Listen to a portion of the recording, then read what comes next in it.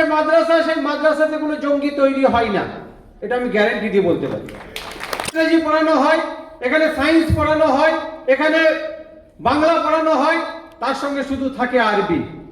আরবিটা কি? আরবি একটা ল্যাঙ্গুয়েজ। বাংলা যেমন একটা ল্যাঙ্গুয়েজ, ইংরেজি যেমন একটা ল্যাঙ্গুয়েজ, আরবিটাও একটা ল্যাঙ্গুয়েজ। আরবিটাও শিক্ষা আমাদের প্রয়োজন আছে। আমরা ভারতীয়, আমরা রাষ্ট্রবাদী মুসলমান। রাষ্ট্রবাদী মুসলমানদের কোনো ভয় নেই। সায়েন্স পড়ানো হয়, ইংরেজি পড়ানো হয়, বাংলা পড়ানো হয়, সমস্ত কিছু পড়ানো হয়, সেটাকে এডুকেশন দেওয়া হয়, মানুষকে এডুকেশন শিক্ষা দেওয়া হয়, অন্য কিছু হয় না। শুধু ধর্মীয় নয়, তেমনি মাদ্রাসাগুলির সম্পর্কে কিছু কিছু মানুষের ধারণা আছে, কিছু কিছু ব্যক্তির ধারণা আছে যে এখানে জঙ্গি তৈরির কারখানা। এই কথাটি বলেছিল একটা সময় তৎকালীন সিপিএম এর মুখ্যমন্ত্রী বুদ্ধদেব ভট্টাচার্য, পরে সেই কথাটাকে উদ্র করতে বাধ্য হয়েছিলেন। আমি ওই তৃণমূল কংগ্রেসের দলটা এক সময় করতাম।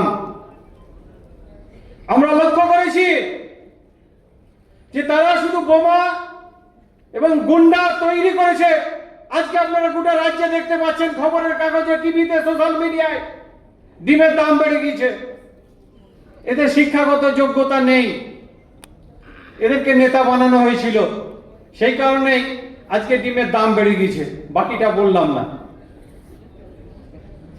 একটা গ্র্যাজুয়েট ছেলে, সে 6,000 টাকা ভাতা পাবে, আর একটা মাস্টার ডিগ্রি করা ছেলে, সে 12,000 টাকা ভাতা পাবে।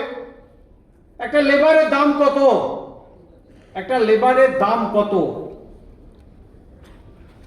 এত কিছু পরেও মমতা বন্দ্যোপাধ্যায় শুধুমাত্র মুসলিম সমাজকে ভুল বুঝিয়েছে 15 বছর ধরে। আমরা তাকে বিশ্বাস করেছিলাম, ভোটও দিয়েছিলাম, 11 সালে ক্ষমতায় এনেছিলাম।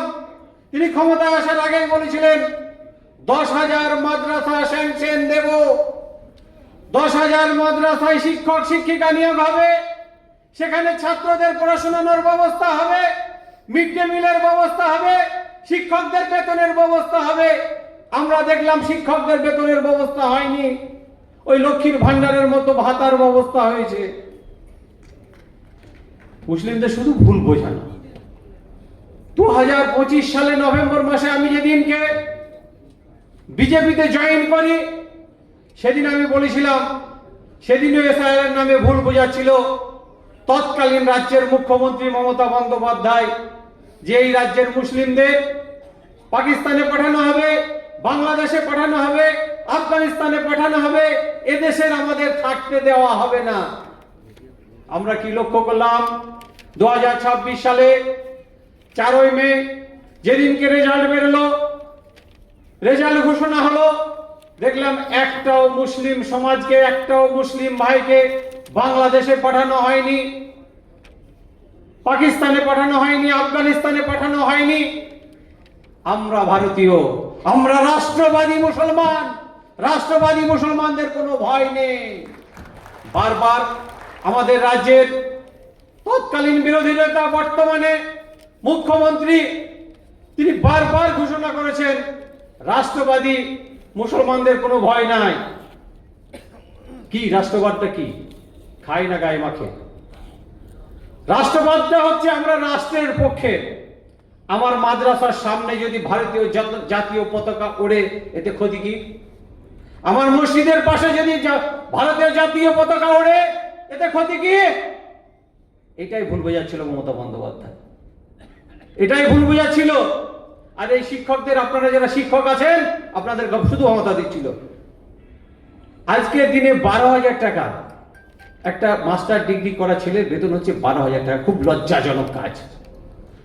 আমরা, আমাদের রাজ্যের মন্ত্রী আসবেন, কিছুক্ষণের মধ্যে হয়তো উপস্থিত হবেন, তেনার মাধ্যমে আমরা জানাবো রাজ্যের মুখ্যমন্ত্রীকে, যাতে তার সাম্মানিকটা অন্তত পক্ষে বৃদ্ধি হয়, তার আমরা দাবি রাখবো। এবং এই মাদ্রাসা নিয়ে 2016 সালে বর্তমান মুখ্যমন্ত্রী, সেদিন সেচ মন্ত্রী ছিলেন, কয়েকবার আমি বসেছিলাম তখন। সেই সমস্যা সমাধান হয়নি। তার না হওয়ার কারণ হচ্ছে মমতা বন্দ্যোপাধ্যায়। না হওয়ার কারণই হচ্ছে মমতা বন্দ্যোপাধ্যায়। তিনি করেননি, সমস্যা সমাধান করেননি। আপনারা নিশ্চয়ই বুঝতে পারছেন। মাদ্রাসা সম্পর্কে কিছু ভুল ধারণা আছে।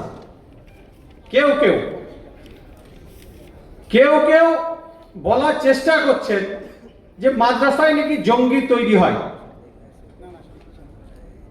মাদ্রাসায়, বাংলার যে মাদ্রাসা, সেই মাদ্রাসাতে কোনো জঙ্গি তৈরি হয় না, এটা আমি গ্যারেন্টি দিয়ে বলতে পারি। যিনারা বলছেন তাদের স্বচ্ছ ধারণাটা নেই, তাদের শুধু ধারণাটা দেওয়ার জন্যই কথাগুলি বলছে। মাদ্রাসাতে যে মাদ্রাসাগুলির কথা বলা হচ্ছে, যে আনএডেড মাদ্রাসা বা এডেড মাদ্রাসা, এই আনএডেড এবং এডেড মাদ্রাসার মধ্য দিয়ে কোনো জঙ্গি তৈরি হয় না। এখানে আধুনিক শিক্ষা দান করা হয়, এখানে অঙ্ক শেখানো হয়, এখানে ইংরেজি পড়ানো হয়, এখানে সায়েন্স পড়ানো হয়, এখানে বাংলা পড়ানো হয়, তার সঙ্গে শুধু থাকে আরবি। আরবিটা কি? আরবি একটা ল্যাঙ্গুয়েজ। বাংলা যেমন একটা ল্যাঙ্গুয়েজ, ইংরেজি যেমন একটা ল্যাঙ্গুয়েজ, আরবিটাও একটা ল্যাঙ্গুয়েজ। আরবিটাও শিক্ষা আমাদের প্রয়োজন আছে। এইটাই হচ্ছে আমাদের বিষয়। কিন্তু এখানে কিছু মানুষ ভুল ধারণা পোষণ করে। একটা সময় আমিও মনে করতাম যে মহারাজ জি এসেছিলেন আমাদের মুর্শিদাবাদে, বেলডাঙ্গাতে কার্তিক মহারাজ জি আছেন, আপনারা অনেকে নাম জানেন, মুর্শিদাবাদে যারা আছেন উপস্থিত হয়েছেন জানেন। আমারও ধারণা ছিল যে সেখানে শুধুমাত্র পুজো পাঠ করানো হয়, শিক্ষার কিছু ব্যবস্থা নেই। বিগত 3-4 বছর ধরে কার্তিক মহারাজের যে আশ্রম আছে সেখানে আমি যাই, মাঝে মধ্যে আলোচনা করি, এবং সেখানে তার স্কুল চলে, সিবিএসই বোর্ডের স্কুল চলে, শিক্ষা চলে, সায়েন্স পড়ানো হয়, ইংরেজি পড়ানো হয়, বাংলা পড়ানো হয়, সমস্ত কিছু পড়ানো হয়। সেটাকে এডুকেশন দেওয়া হয়, মানুষকে এডুকেশন শিক্ষা দেওয়া হয়, অন্য কিছু হয় না। শুধু ধর্মীয় নয়, তেমনি মাদ্রাসাগুলির সম্পর্কে কিছু কিছু মানুষের ধারণা আছে, কিছু কিছু ব্যক্তির ধারণা আছে যে এখানে জঙ্গি তৈরির কারখানা। এই কথাটি বলেছিল একটা সময় তৎকালীন সিপিএম এর মুখ্যমন্ত্রী বুদ্ধদেব ভট্টাচার্য। পরে সেই কথাটাকে উদ্যোগ করতে বাধ্য হয়েছিলেন, বাংলার মুসলমানদের আন্দোলনের চাপে তিনি উইথড্র করতে বাধ্য হয়েছিলেন। আমরা আমাদের রাজ্যের যিনি মুখ্যমন্ত্রী, উনি বিষয়টা জানেন, বারবার আমার সঙ্গে আলোচনা হয়েছিলেন। একটা সময় উনি মুর্শিদাবাদের অবজারভার ছিলেন এবং সেচ মন্ত্রী ছিলেন, উনি বুঝবেন। এবং আমাদের যেটা কোপার চ্যানেল, সেই চ্যানেলটা হচ্ছে আমাদের রাজ্যের মাদ্রাসা মন্ত্রী আছেন ক্ষুদিরাম টুডু মহাশয়, তার মাধ্যমে আমরা সমস্ত দাবি দাবা মুখ্যমন্ত্রীর কাছে পাঠাবো। এবং আমাদের এই রাজ্যে আমার অভিভাবক তথা মাইনরিটি মোর্চার অভিভাবক আলী হোসেন সাহেব আছেন, তার সমর্থন প্রয়োজন, তার সহযোগিতা আমরা নিশ্চয় পাবো, এবং তার সহযোগিতা নিয়েই আমরা আগামী দিন মাদ্রাসা শিক্ষার উন্নয়ন করব। এই কথা বলে সকলকে অভিনন্দন, শুভেচ্ছা জানিয়ে আমার সংক্ষিপ্ত বক্তব্য শেষ করলাম। জয় হিন্দ, ভারত মাতা কি জয়। অনেক অনেক ধন্যবাদ সম্মানীয় আলফাজউদ্দিন শেখ মহাশয়কে। আমরা স্যারের